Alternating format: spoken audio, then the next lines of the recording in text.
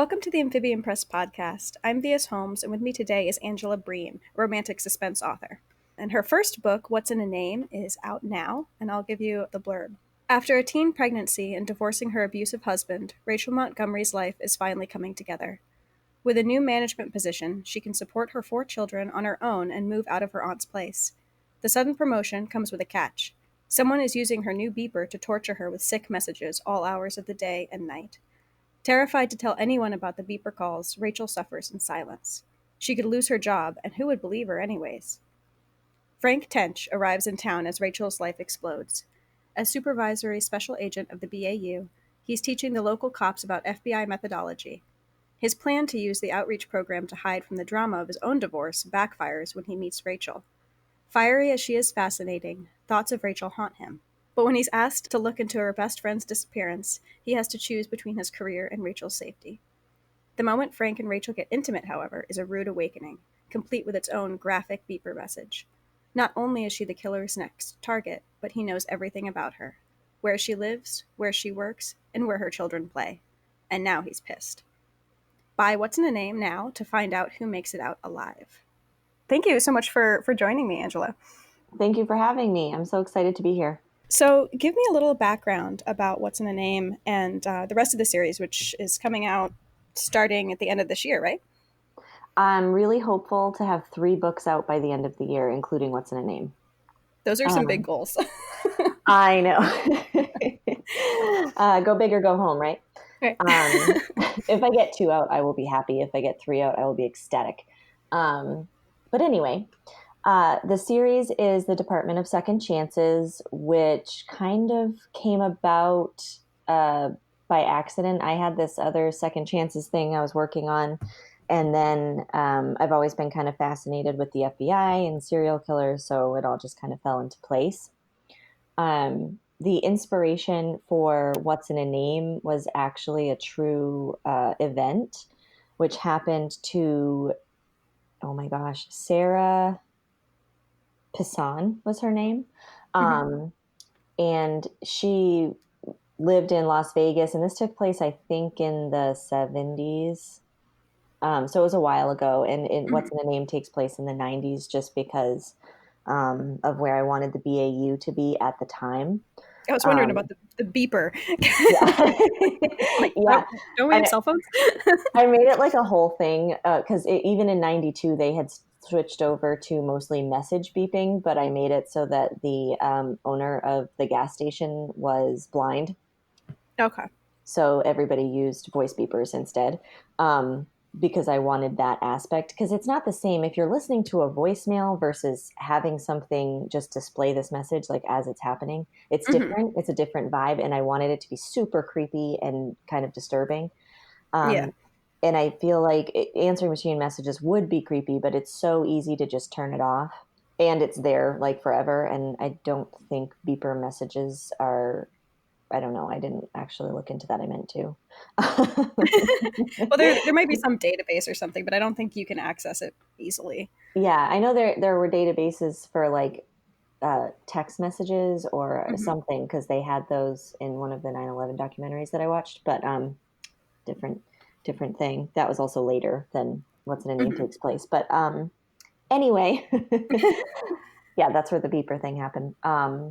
But yeah, she was stalked by the serial killer Stephen Morin, who would travel around the United States using death certificates, and he actually tried to steal one of his girlfriend's son's birth certificates. Gross. Well, she was going to give it to him, so grosser. Like knowing? Yeah, he intercepted it. Like, I don't know if she knew that he was using them to kill people, but she knew that he was going to steal her son's identity, so, you know. Yeah, that's still not great. Yeah. But he happened to intercept it and saved his identity, which was awesome. So it was an episode of I think it's called Dark Obsession on Investigation Discovery. And it's just her story. She also has a book out, and it's available. I know it's on Amazon. It's probably on other places too. And there's some controversy over whether or not she made the whole thing up. There's pieces of it that seem a little odd, but because of when it took place, it might make sense. Also, like Trauma Brain. Like, Yeah, and I you wasn't know. alive in the 70s, so like her story was basically that she was being stalked by this guy. He was like a nice guy and he just kind of wanted to date her, but she wasn't in a place to date. Um and she wasn't really interested, but then, she kind of said yes and then at the last second had this like really bad gut feeling and said no. And Mhm. and then he like went nuts and tried to like get into the gas station where she worked and like get her, and he didn't obviously, but then the FBI gets involved and they basically tell her that this serial killer is stalking her and she needs to like run away. And I don't know how accurate that is, but maybe for the 70s that was protocol. I don't know, maybe that's all they could do. I don't Right. know. um I mean, so nowadays they're not terribly helpful with certain aspects of those types of cases, anyways. So I can't imagine back when they had fewer resources. right, I don't know because they do have, I don't know when witness protection started, and I know that's a different branch, but they Mhm. they didn't, it wasn't like there was no we're gonna put a protective detail on you and catch him. There was no Right. um it was just go run away, you're doomed. um and if somebody like they also, I don't know what they knew about stalking at the time, but like a stalker doesn't generally give up. Right. And what Sort of the happened, point. yeah, and what happened was he left Las Vegas after she did and was caught in Texas, like 10 miles or something from where she moved to. Oof. Um, so yeah, I'm not sure. I don't know. But anyway, there's some chatter that she made it up, but I don't know either way. Either way, it was fascinating and I got a book out of it. So I'm glad she told her story. What other aspects were you hoping to sort of weave in? Because, like you said, that was the inspiration, but there are a lot of really interesting details. And I remember you talking about researching them. What other things were you really keen on weaving into this story in particular? So I was really trying to weave in the mindset of someone who's been in an abusive relationship. That I set out from the beginning, Hmm. um, because it was kind of in Sarah's story, but she got pregnant at I think 15 and got married, and it was never really discussed that getting married at 15 is like not the best decision, even if you're pregnant. Right. Yeah, your brain is still very underdeveloped, even if you're mature. Yeah, so I kind of wanted to explore that a little bit with what kind of led to it, what was the outcome, and how she got away. Hmm. And then obviously she's attacked by the serial killer, stalked by him, and she has to go back. And I wanted to kind of put that stuff in there. And that I set out from the beginning to explore and weave into the story. But one thing that ended up in there that was kind of an accident was um, at the beginning of all these kinds of books, you have some kind of a case that shows the FBI's abilities, and so I Hmm. needed, as soon as Frank Tench got there, to have some kind of a crime that he solves. Um, and that ended up being a family annihilator case, Hmm. which is, there's still not enough data on family annihilators. Like I found one British study, and that was it. Um, so basically, I had to just look at all of the cases myself and kind of come to conclusions about them and create the scene and the character who committed this crime that way. Hmm. Um, for people who don't know, a family annihilator is usually a man who kills his entire family. Um, the women cases that are similar are when women kill all their kids, but I've never seen one where the woman kills her kids and her husband. And that doesn't mean it Hmm. doesn't exist. I just didn't find one. Right. And I didn't. I was this in this case. It was a man, so I also really wasn't looking. Um, Hmm. I had to narrow down. I'm a crime buff, so I can get lost in these wormholes, and the book would never get written. So I have to be careful. I can't imagine the dreams you have after doing all this research. Like, Yeah, it's not pretty. And especially because I do it all late at night after the kids go to bed. So, right. um, but yeah, so I ended up exploring that as well, kind of by accident.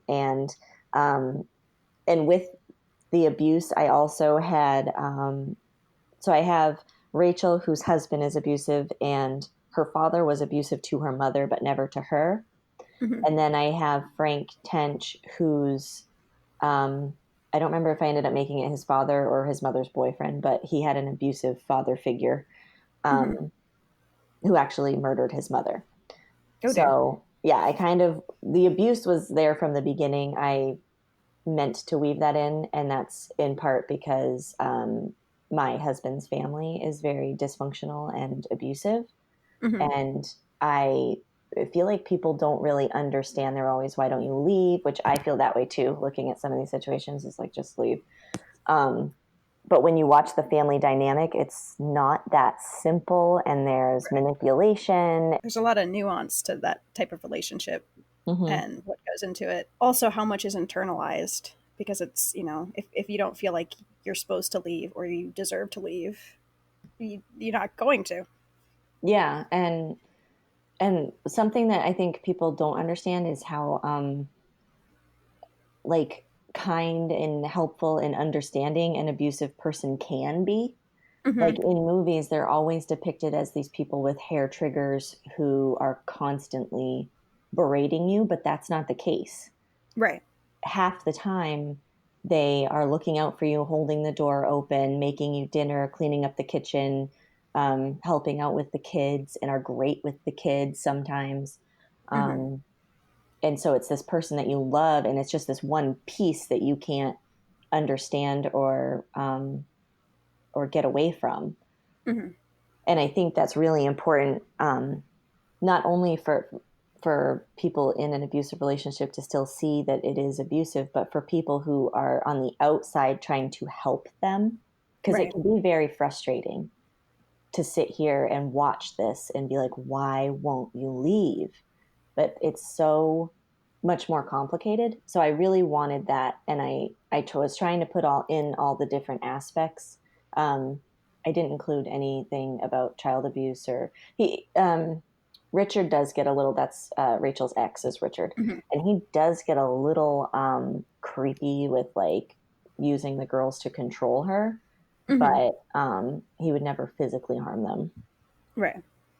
and I Yeah, did and that kind of on purpose. there's so 'Cause many different ways too that it manifests. Like you were saying, sometimes people would never raise a hand to their children, but their spouse is fair game, and the way that growing up seeing that or experiencing it as an adult, that it affects you very differently. So I think it's neat that you sort of dove into the psychology behind it and how it can make you seem like an easier target when you know a hardened criminal or a serial killer or something is coming for you. Yeah, and she literally had to choose between a serial killer and her abusive ex, That's a choice. right? And she tries really hard not to make it. But, in the end, she ends up back in Texas. And this takes place in Gainesville, Florida, by the way. Okay. Um, and she goes back to Pasadena to try to make a stand and keep her kids safe. And um, the FBI messes up, the police and the FBI mess up. Hmm. Oh, that was another thing that I really enjoyed researching, was how the FBI actually interacts with police departments. Hmm. Because if you watch shows like Criminal Minds, you think they go in and they take over and they get the bad guy, but that's not at all accurate. They will go in and they'll deliver their profile, but that's all they do. They rarely are part of any kind of arrest or anything. So that was kind of a fun thing to see. And that's part of, like, obviously Frank does get involved Hmm. because he cares about Rachel. So it was one of the ways that he kind of that he risks his job, and we have that kind of progressive complication happening. Hmm. So obviously these are part of a series, and without too many spoilers, can the stories be read like standalone, or is there a pretty strong theme connecting them? Yeah, these are more standalone. Frank is in the first five, probably Hmm. more, but I have the first five kind of planned out. And he is kind of the connecting factor, and we get his romantic life in this first one, and then he's kind of a mentor figure in later ones. Okay. But you can read them in any order. It's not. Oh, and he's also in the reader magnet that I'm working on. So Yay. yeah. This might be kind of a tough question here. obviously you just launched this book, and the current political climate has a lot to say about cops and judiciary figures in the U.S. How are you handling that in your work going forward? Because I know a lot of these types of books, they kind of deify these authority figures, and obviously some are fine, but in a lot of cases there's some power abuse going on. So is that something that you're hoping to address or have addressed at all? I'm glad you asked that. I actually happened to address it in not in the way that I probably would have, knowing that this was coming, but Right. I like to have in all of my stories. I like to show that there are good people and there are bad people, kind of everywhere. So in the gas station that Rachel works in, there's a guy who's kind of a misogynistic jerk, and then there's a guy who's like, constantly telling him to cool his jets. In the police station, I made a point to have some officers who were there for the right reasons and some who were there for the pension, Mm-hmm. um, because that's just reality. Um, and I wish that they had better ways to vet who became a police officer and better training and better, all of that stuff. But the fact is, definitely in the 90s, they did not. Right. So, That's true. It is set in a specific time period, so I guess you know you can sort of shine a light on it in a different way than you would be if it was a modern story. yes. Um, So, yeah, I have one police officer in particular who Rachel went to. We only hear about this in passing, Mm-hmm. but she went to when she moved to Gainesville to say, "Look, I have this ex. He was incredibly abusive, and I've kind of escaped. I'm just kind of giving you a heads up in case he shows up." Mm-hmm. And the guy basically brushes her off and tells her that if she married him, then he's her problem. Oh, that's special. Yeah. Also And accurate. yeah, I did that. I did that for a reason because for a long time, spousal rape wasn't considered rape. For a long time, abuse was considered a family matter. Mm-hmm. Um, and I kind of wanted to show that. And it's basically what it came down to with this cop was just lazy police work. He didn't want to be bothered. Right. Um, and he like kind of makes a joke about it to Frank later. And Frank's kind of like, "What the hell is wrong with you?" Mm-hmm. Um, but he's continually a problem throughout the story, and I did that on purpose too because for some reason bad cops don't get fired. Right. Um, hopefully that's going to change soon. But yeah, that was something that I did kind of on accident. I did not include anything about race, even though I have lots of different colored characters, Mm-hmm. um, because I was focusing on the serial killer part, um, and the abuse. I didn't really go into anything else besides that. So Mm-hmm. So we've talked about how much research you you do to keep up, keep yourself up at night, um, but you also do a podcast. Is that right? I'm hopefully going to be doing a podcast very soon. I'm looking for kind of the right people to be involved with it. Mm-hmm. Um, and in that, I will be going over the true crimes that inspire my work because each one is inspired by a true crime. In Mm-hmm. this case, it was Sarah Passan's story. In the next one, it was a case where a woman's child was abducted from her bed in the middle of the night, and the woman became a social worker and worked specifically with sex offenders in the hopes of finding the person who took her child. And I found that just fascinating Yeah. because, um, that it's heartbreaking. Mm-hmm. And I've added quite a few other crime elements, and obviously this is a romance, so it has a happy ending. But well, as happy as you Somehow. can, yeah, as happy an ending as you can have. and I'm actually curious to see how it comes out. I'm in the process of planning and writing that right now. So, Mhm. um, but yeah, I have all of these kind of true crimes that inspired the different stories. Even the the family annihilator case was based on a true story. So, and I'm a crime junkie. I love the podcast Crime Junkie. So I wanted to kind of bring in readers that way because I think the true crime fan are the people who are going to appreciate what I'm doing Mhm. more than people who just like crime stories because I go above and beyond in accuracy. So I have some things that are going to make people uncomfortable. Right. Um, but in a true crime fan, I think we'll find them more fascinating, still disturbing, but in a different way. Right. Yeah. I think it's really neat. We hear a lot about, I guess, sort of revenge story would be the right category, from the point of view of a male character. But it's so neat to hear about it from a woman's perspective, where she's changing her entire career to either catch the guy or find her child, and that's just a very different way to go about it. But it's also probably just as effective as, like becoming a vigilante in some ways, maybe more effective. Yeah, I hope so.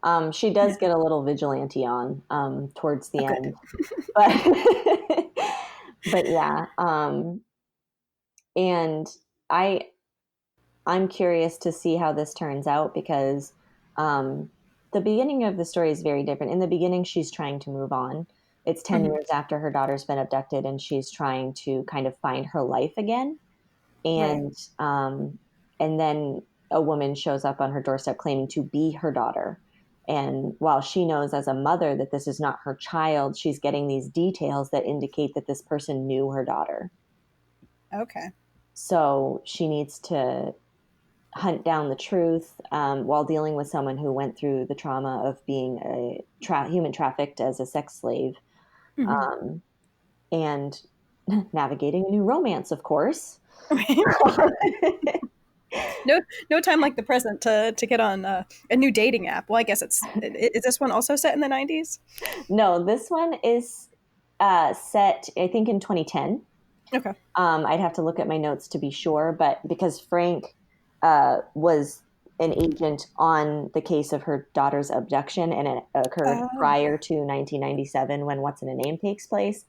So I think it ends up in, oh no, if it takes place prior, then it has to be, it takes place in 2006. Okay. Um, so yeah, it's still a little bit old. I'm slowly getting to present. Well, that's fun though. So you also write in the paranormal urban fantasy genre under a different name, and that's sort of where you got your start. Was it hard to kind of switch gears, and what transferred over between the two genres for your specific style? So my paranormal and urban fantasy has a lot of romance and thriller aspects. Hmm. So a lot of that kind of just transferred nicely. But actually, the hardest part was the romance in these more realistic, dangerous, and just anxiety-inducing situations. Hmm. Um, that was actually, I was really happy. I got a review that said that the romance was really believable, and I was like, thank goodness, because I was really worried about it because I didn't want it to be where it's like, oh, danger, he saved me, heaving bosoms, you know. Right. I Right. wanted I wanted it to be realistic. I wanted it to make sense for her to turn to Frank in her times of need, even though they just met, Hmm. because the way that I've gotten through that in the past, and I have a short story coming out in an anthology with Jay Thorne and Zach Bohannon, where I was having a hard time because I have to do this in 7,000 words now. They have to fall in love in 7,000 words. Oh, geez. Um, and I was really, really fighting it. And it was actually when I was messaging my writing group, as I was typing out the question, I was like, oh, duh, they've known each other since high school. Hmm. Boom. Now it makes sense. But I Yeah. can't do that every time or it gets boring. Right. Plus, there's the whole like new romance thing that's kind of fun, and that's a whole different kind of romance versus Mhm. the past lovers or past interest or friends to enemies to lovers, not friends to enemies. I mean, that happens too, I Yeah, guess. usually in a romantic way, but Right. Uh, I hope. Well, right. not that I'm going to write about for my romance fans. That's more of Mhm. a different kind of thriller. Right.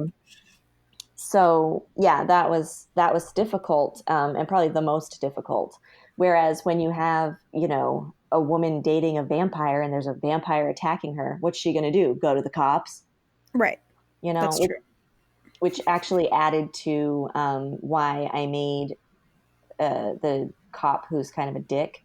The reason I made him that way was because she didn't know if she was going to get a decent cop going to the police or if she was going to get a piece of shit cop going to the police.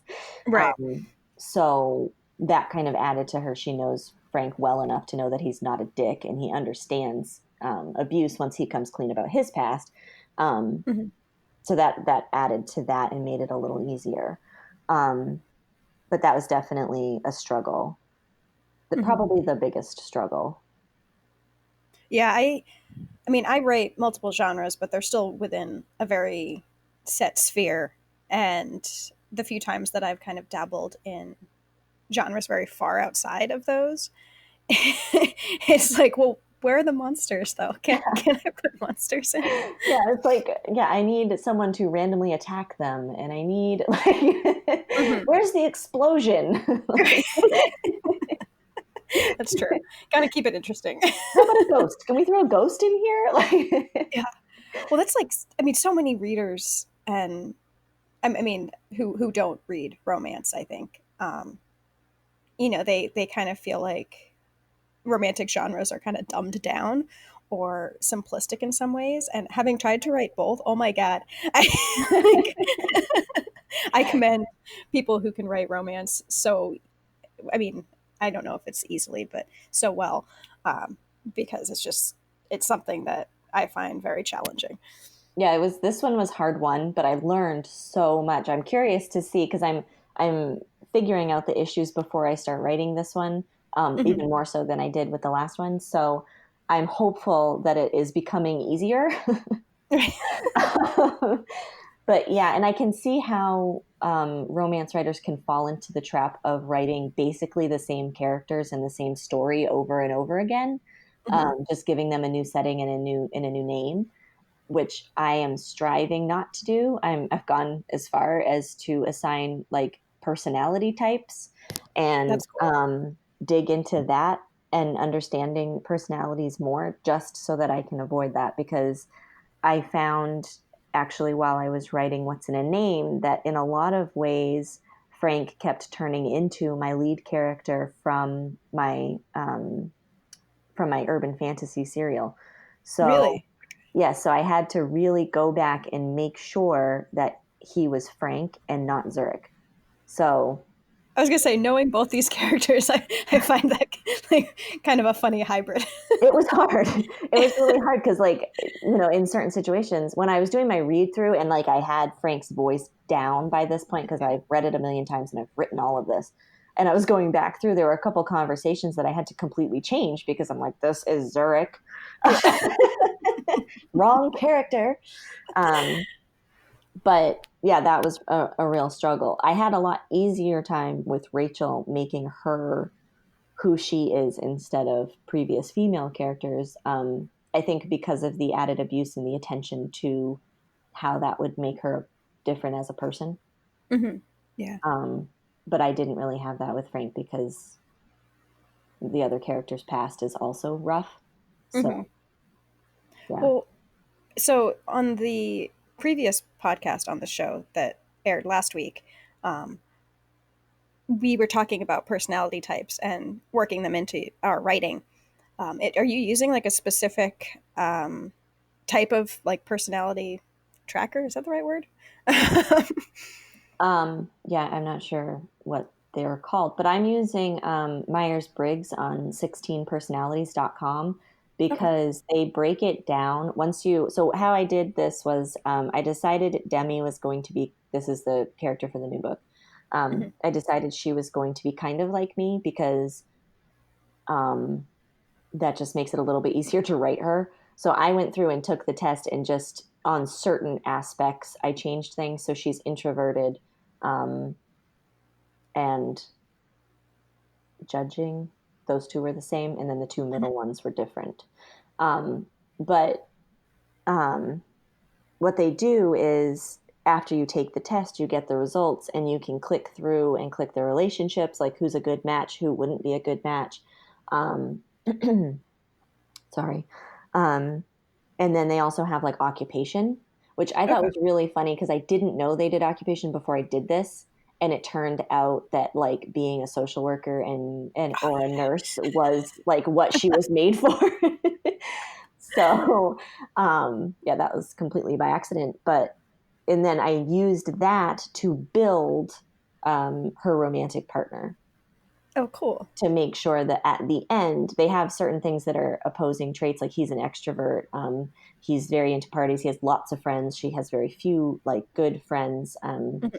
So they have enough things that will cause issues, but in the end they'll be able to work it out and kind of challenge each other and bring out the best in each other.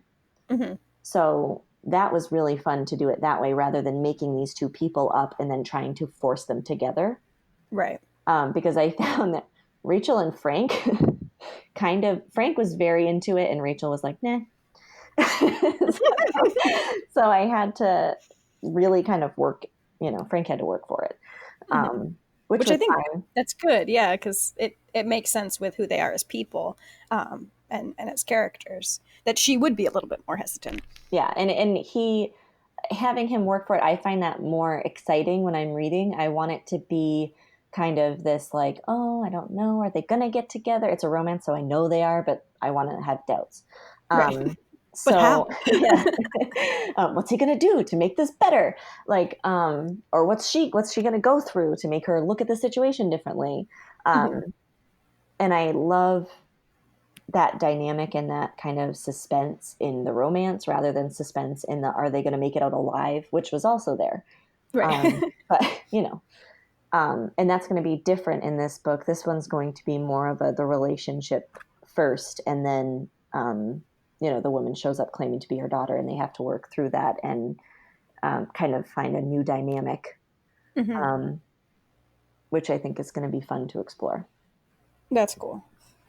I like it when there's high stakes. So Yeah, there has to be high stakes. we talked a little bit about your kind of wild publishing schedule this year, but what's next for you and for this series? So I have the reader magnet, which I'm kind of excited about.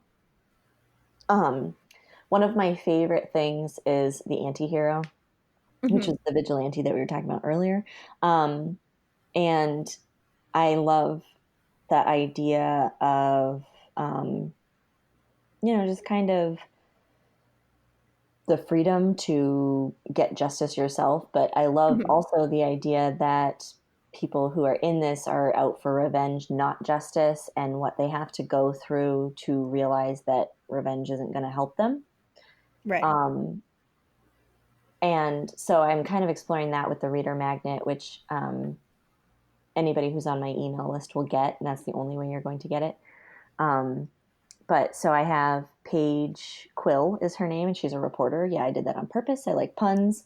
Um, um, and uh, and then she's a reporter and she's investigating a crime, and this is done in three installments. So the first one is her point of view, the second one is the vigilante's point of view, and then the third one is their love story. That's cool. Yeah, and I'm super excited about it. I've been working out the kinks. This one's been a struggle because I do this thing called blueprinting, which typically makes it so that I can write significantly faster. But when I sat down to write this one post blueprint, it wasn't working. Mm. Because I don't know what I did wrong. I think I probably was just too cocky about my blueprint, but so I had to work that out. So I have it like 70% done, but I had to kind of reconfigure things, and now I have to. So hopefully that will be out by September. I'm hoping for August, but I'm going to say September. Um, because life. And I have to Right. write the next book in the series is called In the Dead of the Night. And that's the one with Demi, and the male character's name keeps changing. It's currently Cash. He's a rock star, so I'm kind of leaning towards Cash. That's like That is kind of a rock star name. So yeah, I want it to be a rock star name. So I'm leaning in that direction. But anyway, no guarantees that that will be his name. Um, it's but also a good excuse because like so many romance characters, I feel like have these bizarre names sometimes. I know, and I did Rachel and Frank for the first one, which are so mundane, and now I have Cash and Demi, Mhm.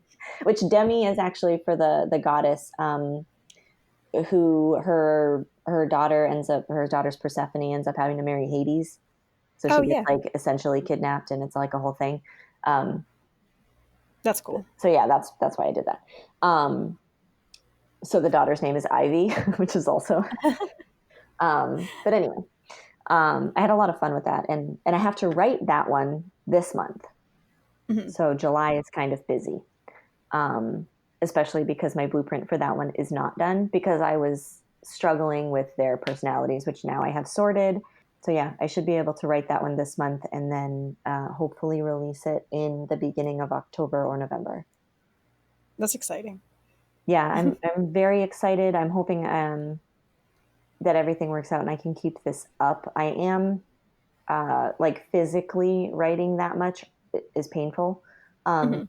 so I'm looking into dictation and how to get that started, but that's going to be a learning process, which will slow me down. So we'll see. My one foray into dictation was an aborted attempt. So I commend you, but I also am. Ooh, I could not do that. I mean, I could if I had to, but oof, challenge. Yeah, I'm hoping that I can do it before I have to because like one of the things that scares me is my grip going because I'm planning to live on a sailboat. Hmm. And gripping lines is very important on a sailboat. So that's something that I have in the back of my mind all the time. Um, which and the amount of pain that I was in this spring was tremendous. Hmm. So in an effort to not have that happen, and it's not carpal tunnel, I think it's RSI, Okay. because I looked up carpal tunnel and it's not the right symptoms. Hmm. Thank God. Right. Yeah. um, so I have to be careful as I write this month and in future books I have to be careful, which is why I'm looking into dictation. Because even if I just dictate the first draft and then go through and kind of type out anything else that needs to be done, that will reduce the amount of typing I'm doing. So Yeah. The initial word dump is especially because when you, at least for me in my process, like that's when I really hit the flow of a lot of scenes, at least the exciting ones, yeah, and you just get that like mad typing frenzy thing going on, and yeah, that's not always ideal for wrists. yeah, which is beneficial. Like the way that I do the writing, I do the 5 minute thing, and an alarm goes off every 5 minutes. But even doing that, like I don't always remember to stop every 15 to 30 minutes to stretch out my Right. tendons and things. So that's I probably just need to be more disciplined about that. But Mhm. you also don't want to get out of the flow when you're in the flow. Right. It's like the worst thing Yeah, ever. yeah, the worst thing that could possibly happen to me. Where can readers find you and What's in a Name and the rest of your books that are coming out? So, What's in a Name is available in paperback on Amazon for now. It will be in other places and available for order in bookstores soon. Ingram just has like the whole backlog thing going on, so I think that's why it's taking longer. Yeah, it's Um, like a 6 week wait period, I think, last time I checked. yeah, so once that gets resolved, it'll be available more places, and it's available in ebook everywhere, including your library. Just tell your librarian. Yay. Um, to order it for you. Um, and you can find me at angelabreen.club, where you can sign up for my email list and get 2 or 3, I'm sorry, I don't remember how many I chose, chapters of What's in a Name. It's not the beginning, so it's not the piece that you get if you go do the look inside feature on Amazon. So you can do both and really see if this is going to be a book for you. Mhm. Um, you get those, and once the reader magnet is done, you will get those, and you'll get them as they're finished. I'm not going to make you wait until all three are done, although you might want to. Um, but that's the reader magnet is high on the priority list, so hopefully very soon that'll be ready. Awesome. Well, thank you so much for joining me and for talking about crime and all of the intricacies of writing it. Yes, thank you for having me and having such good questions. I try.